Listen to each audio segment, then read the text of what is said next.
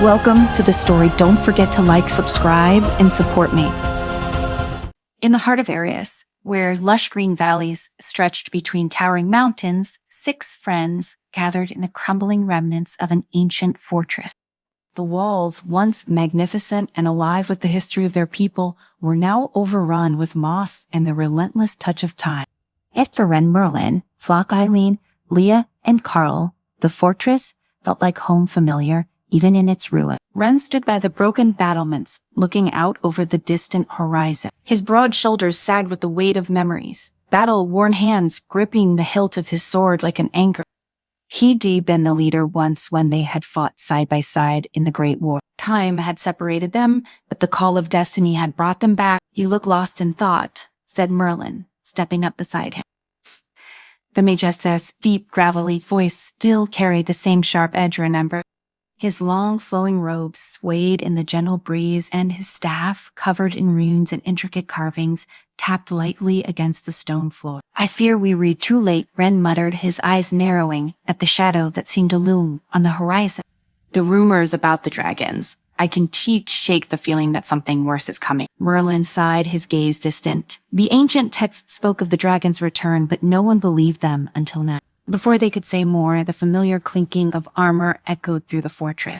Carl, a knight, appeared, his armor gleaming in the fading sunlight. "We've got company," he said, voice grim, a messenger. He saw him come from the north with news of the Dark Queen saw forces gathering.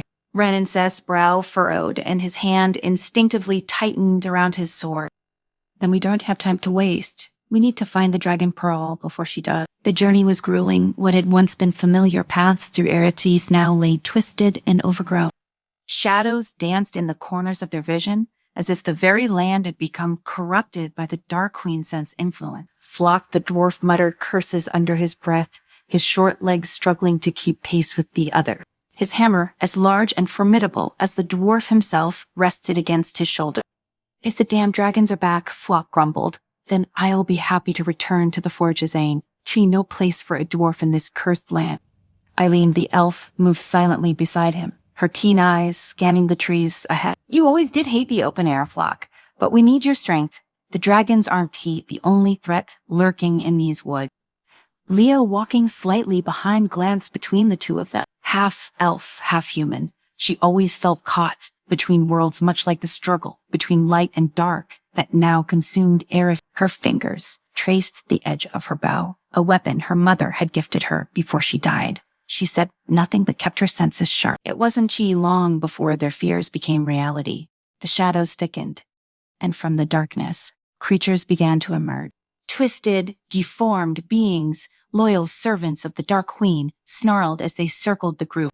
Ren stepped forward, sword drawn, his voice calm despite the threat. "Form up. We take them head on." Carl joined him, shield raised, sword gleaming in the dim light. "We stand together, as always." The battle was fierce, but brief. Ren's sword cleaved through the creatures with precision, while Carl, shield deflected their attack. Eileen's arrows flew swift and true, finding their marks in the hearts of the enemy. Flock's hammer swung with a force that shook the earth, while Merlin's spells erupted in bursts of fire and lightning, decimating their foes. Leah, quick and agile, danced between them, loosing arrows with deadly accuracy. But even as they fought, more creatures emerged from the darkness, their numbers seemingly endless. "We can keep this up," Merlin called, his staff glowing. As he prepared another spell, "There's so many." Ren gritted his teeth, "Just hold them off a little longer." As if in answer to his call, a deafening roar shook the earth. From the sky, a shadow passed over them, a dragon. Its massive wings beat the air with such force that the trees bent beneath the gust. The sight of it silenced the battlefield, both sides frozen in awe and terror. Eileen's eyes widened, the prophecy inside coming true. But the dragon didn't attack. It circled once and then flew off toward the north, toward the heart of Era. The creatures, sensing something greater at play, retreated into the shadow. Ren wiped the sweat from his brow, breathing heavily. "It's started. The dragons are waking." Carl sheathed his sword, his expression hard. "Then we need to move faster. We have to find the Dragon Pearl before the Dark Queen can use it." Their journey led them to the heart of the Dragon's Ridge, a range of mountains that had long been abandoned by all but the bravest or most foolish. The air here was thick with magic, and the ground beneath their feet hummed with ancient power. Merlin had spoken of the dragon pearl, a relic of unimaginable power said to be capable of controlling the dragons themselves. But there was a price, as with all ancient magic. It demanded a sacrifice. As they climbed the steep slopes of the ridge, the group fell into a tense silence. The weight of what lay ahead was heavy on their mind. "Do you think the legends are true?" Leah asked quietly, breaking the silence. "That the dragon pearl can save us?" Ren glanced at her, his expression unreadable. "It has to be." "But at what cost?" Merlin added, his voice low. "Power like that, it always comes with a price." They reached the entrance to the ancient temple just as the sun began to set, casting long shadows across the stone pillars. The temple was carved into the mountainside, its entrance guarded by statues of dragons, their eyes glinting with an eerie light. Eileen shivered. "This place, it feels wrong." Merlin nodded. "The magic here is older than anything we've ever encountered." They stepped inside, and the air immediately grew colder. The walls were covered in ancient runes, their meanings lost to time. But at the center of the temple, on a pedestal of stone, rested the dragon pearl. It glowed with an otherworldly light, pulsing like a heartbeat. Ren approached it cautiously, his hand hovering over the artifact. "This is it." Before anyone could respond, a sudden burst of energy erupted from the shadows. The Dark Queen's forces had found them. A figure stepped forward, a sorcerer, clad in dark robes, his eyes glowing with malevolent power. "You read too late," the sorcerer sneered, his voice echoing through the chamber. "The Dark Queen will rise, and with her, the dragons will bend to her will." Ren drew his sword, his voice steady. "We want her. Let that happen." The sorcerer laughed, raising his hands. "You think you can stop us? You are nothing compared to the power of the ancient dragon." The chamber erupted into chaos. Ren charged forward, sword clashing against the sorcerer's magic. Eileen and Leah loosed arrows at the dark creatures that emerged from the shadows, while Flock and Carl held the line, fighting off the advancing minion. Merlin stood at the center of the room, his staff glowing as he chanted an incantation. The ground trembled beneath their feet as his magic clashed with the sorcerer's power. "We need to get to the pearl," Carl shouted, deflecting a blow from one of the creatures. "Is that the only way to stop this?" Ren fought his way toward the pedestal, but the sorcerer was relentless. Every time he got close, another wave of dark energy pushed him back. "We can hold them off much longer." Eileen called her arrows running low. Leah, her breath coming in short gasps, turned to Merlin. "Is there anything we can do?" Merlin's eyes flickered with uncertainty. "There is, but it is risky. The pearl has power, is unstable. If we use it without fully understanding it, we could destroy ourselves. We don't have a choice." Ren shouted, his sword clashing once more with the sorcerer's magic. "We have to try." Merlin nodded grimly and began to chant once more, this time directing his magic toward the dragon pearl. The artifact pulsed with energy, its light growing brighter and brighter until it filled the entire chamber. The sorcerer screamed in rage, his magic faltering as the pearl's subtle power overwhelmed him. In a final, desperate move, he unleashed a blast of dark energy aimed directly at Merlin. But before it could reach him, Leah stepped in front of the blast, her body absorbing the full force of the attack. She collapsed to the ground, her breath ragged.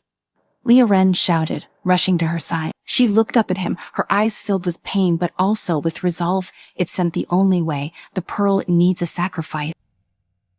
Ren's heart clenched as he realized what she was saying. No, there has to be another way. She shook her head weakly. This is the only way to stop them, to stop the dragon. Without another word, Leah reached out and touched the dragon pearl. Light enveloped her, and for a moment, everything went still.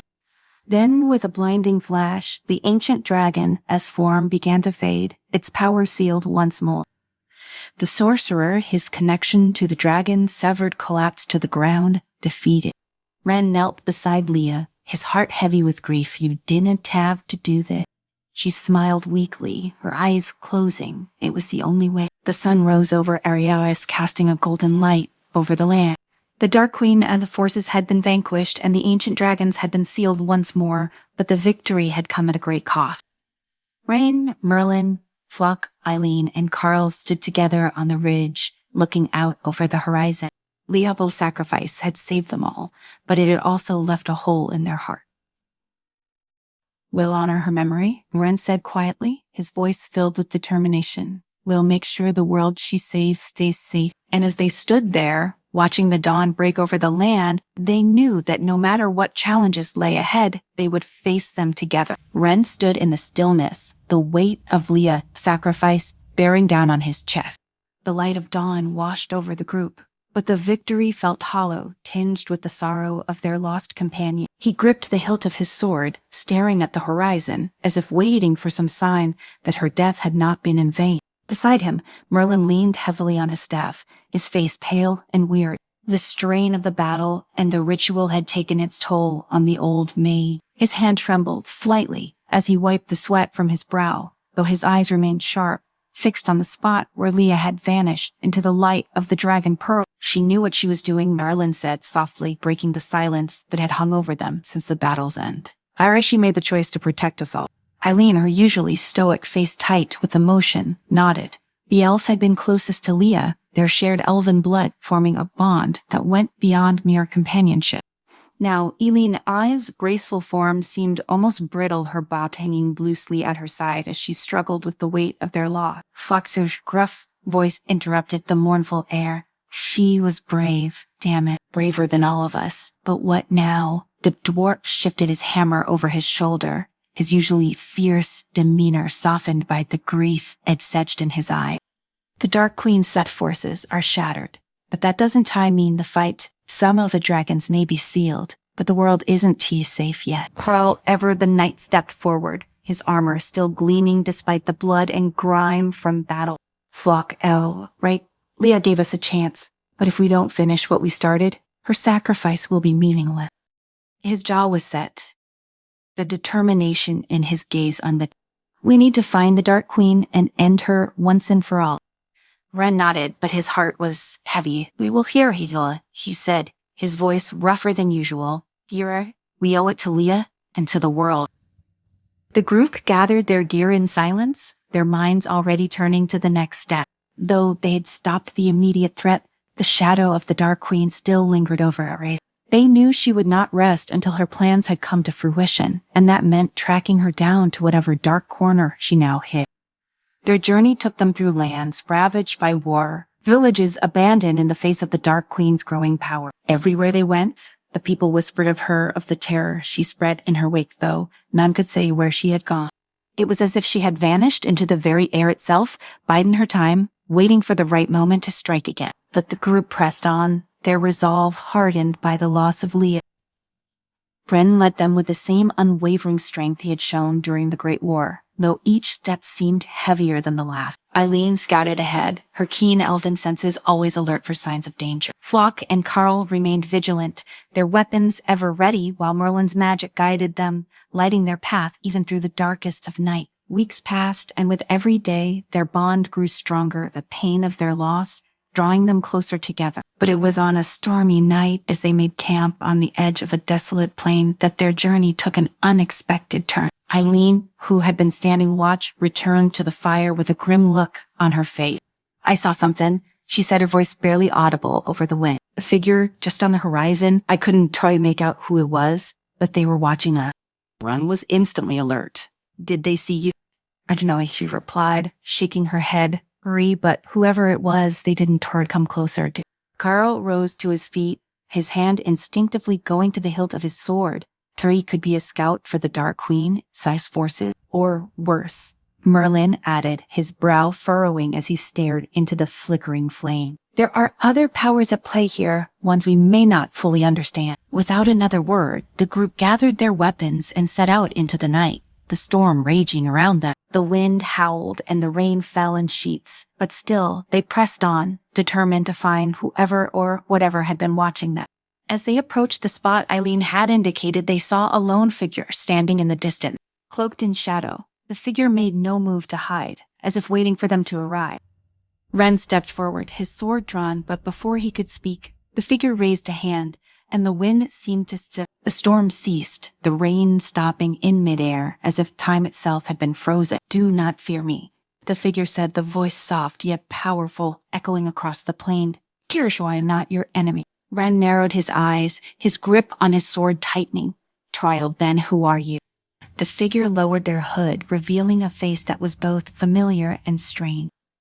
It was a woman, her features sharp and angular, with eyes that seemed to hold the weight of centuries. She was neither young nor old, her presence ethereal as if she existed between worlds.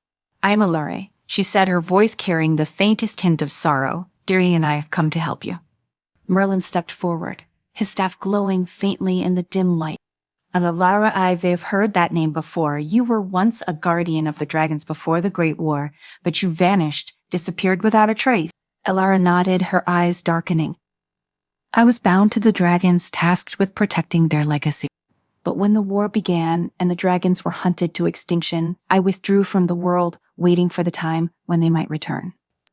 Ren frowned, his sword lowering slightly. "The dragons have returned, but not in the way anyone expected. They were meant to be the protectors of this world, not weapons for the Dark Queen to wield." Alara's expression softened. "The dragons are ancient beings, and their power can be twisted by those with dark heart. But not all dragons are lost. There are those who still wish to protect this world, just as you do, and they can help you."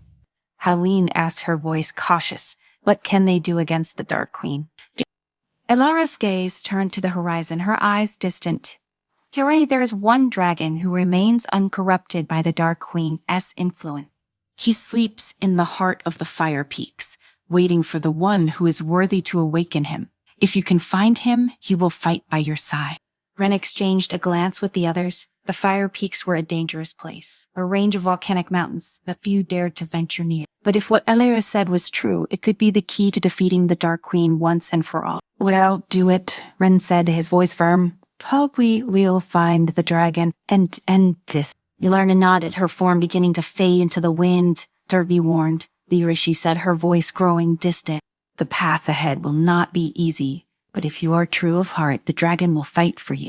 And with that, she was gone, leaving the group standing in the silence of the night. The journey to the fire peaks was treacherous. The air grew hotter with every step, and the ground beneath their feet rumbled with the dormant power of the volcanoes that dotted the landscape. But Ren and the others pressed on, their resolve unshaken by the dangers that lay ahead. Finally, after days of climbing, they reached the heart of the fire peaks, a massive crater that glowed with the heat of molten lava, and there, at the center of the crater, lay the dragon. He was enormous, his scales gleaming like molten gold, his body coiled in sleep. But as they approached, his eyes slowly opened and the ground trembled beneath them. Ren stepped forward, his heart pounding in his chest. "We have come to ask for your help," he said, his voice steady despite the fear that gnawed at him. The dragon's size, deep and ancient, fixed on Ren. "Why should I help you?" Dave the dragon rumbled, his voice like the sound of mountains shifting. "Because the Dark Queen seeks to destroy this world," Ren replied. "Flee, and you are the only one who can stop her." The dragon was silent for a long moment, his gaze sweeping over each of them. Finally, he spoke. "I will fight by your side," she said. "But know this, once we begin, there is no turning back." Ren nodded, his hand tightening around the hilt of his sword. "Be ready." The dragon unfurled his massive wings, and with a single powerful beat, he lifted into the air, the wind from his wings nearly knocking them off their feet. As they climbed onto the dragon's back, Ren looked down at the land below, the weight of what was to come pressing down on him. The final battle was near, and the fate of Eris rested in their hands. The dragon let out a roar that echoed across the mountains, and with a surge of power, they flew toward the horizon, ready to face whatever lay ahead.